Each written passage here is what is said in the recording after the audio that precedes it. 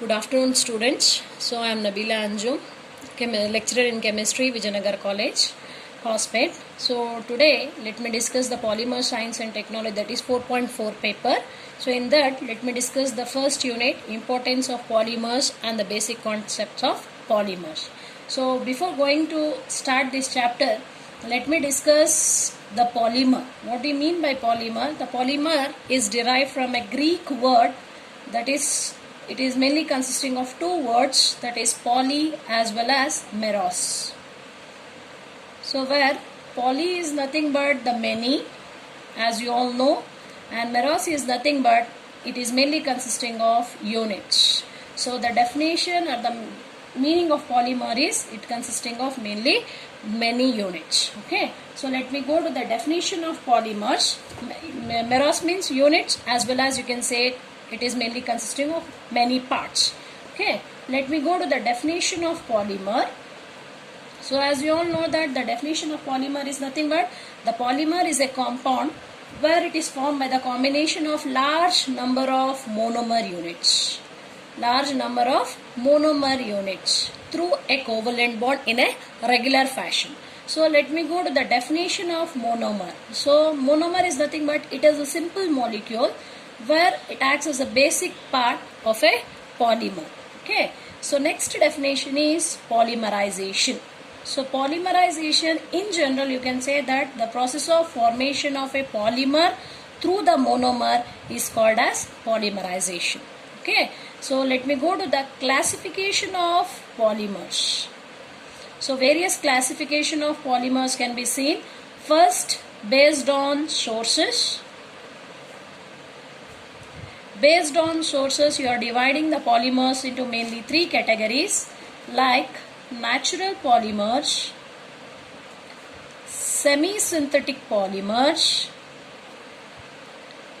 and the last one is synthetic polymers. Let me discuss one by one briefly. So the natural polymers, the name itself says that it is obtained from the nature. So example, you can take the cotton, wood, silk. So these are the best example of natural polymer, because basically these things we are obtaining from the nature itself. So the next one is semi-synthetic polymer. So semi-synthetic polymers, it is not purely a synthetic polymer. You are taking a natural polymer itself, but you are changing its properties. So the properties, like you are increasing the property like tensile strength, you are increasing, and you are increasing the appearance of the polymer, you are increasing.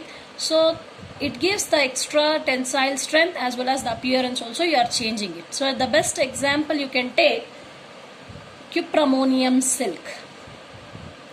Cuprammonium silk, this is also called as the semi-synthetic polymer, because you are increasing the property of the silk there by using a natural polymer.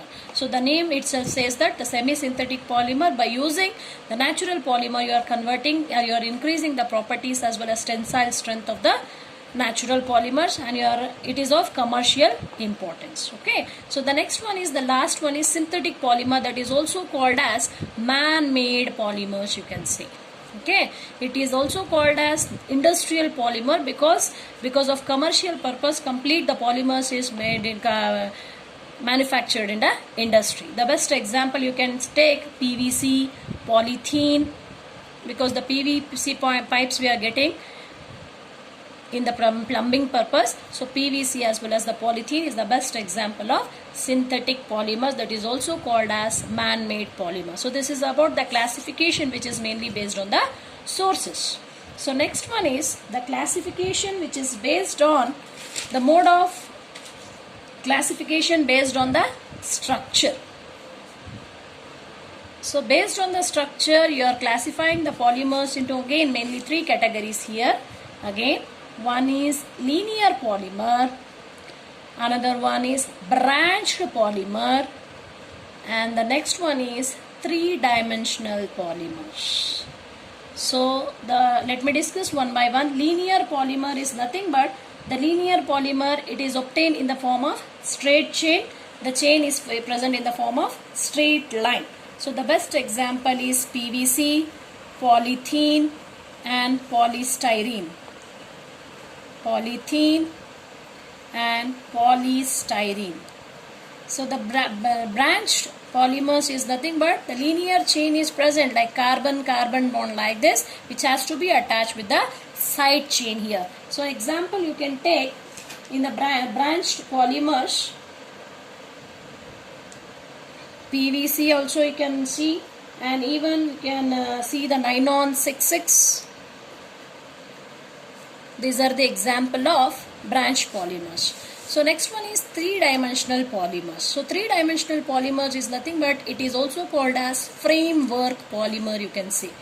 So here the side chains, carbon-carbon chains are present, but it is present in the form of a three-dimensional structure. More number of carbon-carbon or more number of framework or attachment can be seen, or more than two linear as well as branch chain can be seen in the 3D polymer. So that is the best example is bakelite. Okay, so next one is the classification, which is mainly based on repeating units. That is also called as based on the number of monomer units, or based on the monomer units which is used in the production of polymer. So based on the polymer, based on the repeating units, you are dividing the polymers into two categories like homopolymer, and the next one is copolymer. So the homopolymer and the copolymer, the name itself says that homo means same units. So if a molecule, if you take the polythene, so where the monomer units is only an ethene molecule. So you are observing the repeating units of ethene molecule itself. So the homopolymer is nothing but the polymer which is having the same number of or same monomer units. Copolymer is nothing but, here the co means different. So different monomer units can be seen in the copolymer. The example you can take nylon 66. So where you are observing two different monomer units, the best example of the two monomer units which is used in the nylon 66 is adipic acid as well as hexamethylene diamine. Hexamethylene diamine. And even one more example you can take for copolymer, that is ABS. This is the best example, that is also called as acrylonitrile butadiene styrene. So these are the best two examples for copolymer, where it consisting of two different monomer units. The last classification is which is based on synthesis, which is based on mode of synthesis. You are dividing the polymers into two categories, that is called as addition polymers, and the next one is condensation polymers. Condensation polymers. Okay, let me define the addition polymers. So as you all know that the addition polymers is nothing but the polymer that forms by a simple linking of a monomer units without the co-generation of byproducts. Just all the simple monomer units are linking with each other without the generation of any co-generation of byproducts cannot be seen in the addition polymers. The best example is polythene, where all the ethene molecules are linking with each other with a covalent bond without the elimination of any byproducts there. Whereas the condensation polymers is nothing but it is a form of kind of polymer through condensation reaction. So as you all know that in the condensation reaction, during the attachment of different monomer units, if you take the two different monomer units here, let me take an example of adipic acid and hexamethylene diamine. During the production of hexamethylene diamine, during the production of nylon 66, so you are taking two different monomer units, that is adipic acid as well as hexamethylene diamine. So the name here 66, why you are representing the adipic acid is consisting of 6 number of carbon atoms, whereas hexamethylene diamine is also consisting of 6 carbon atoms. So you are representing with the help of nylon 6,6. Okay. So during the condensation reaction, what will happen? Adipic acid combined with the hexamethylene diamine and it forms a polyamide. The nylon 6,6 is nothing but the polyamide, where it is formed by the generation or elimination of a water molecule. So condensation reaction or condensation polymer is nothing but during the formation of a polymer, it has to generate byproducts. It may be water or it may be an alcohol. Okay.